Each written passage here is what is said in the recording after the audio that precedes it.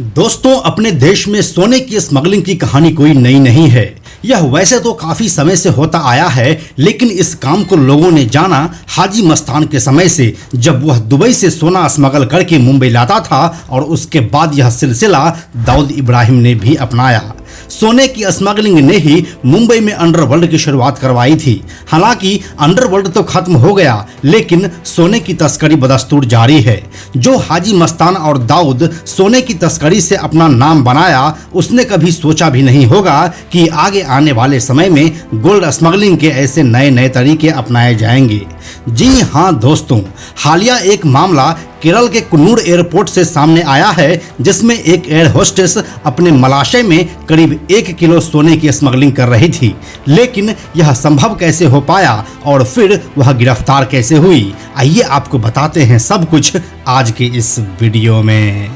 Hello and नमस्कार, मेरा नाम है प्रशांत और आप देख रहे हैं बेजोड़जोरा.com का यूट्यूब चैनल।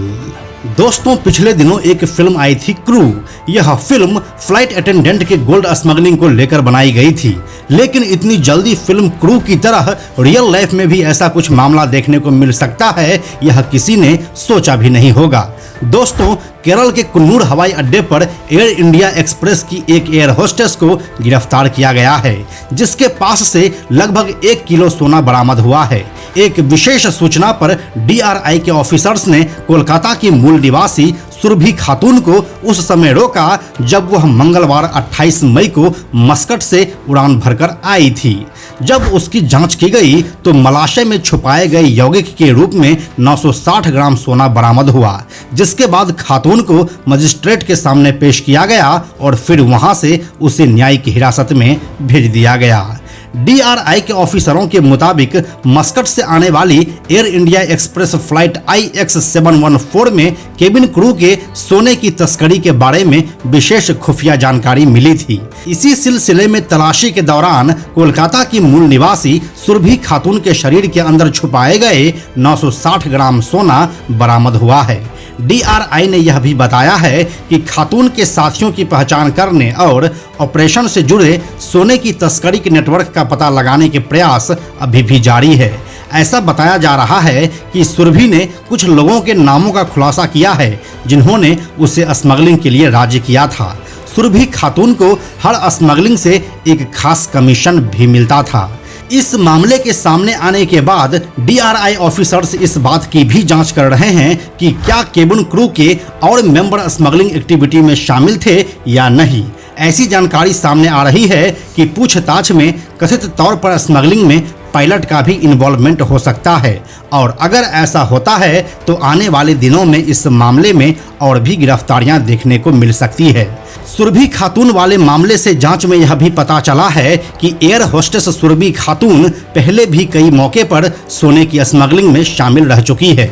ऐसा बताया जाता है कि इस स्मगलिंग वाले रैकेट में केरल के कुछ लोगों की इन्वॉल्वमेंट की भी जांच की जा रही है।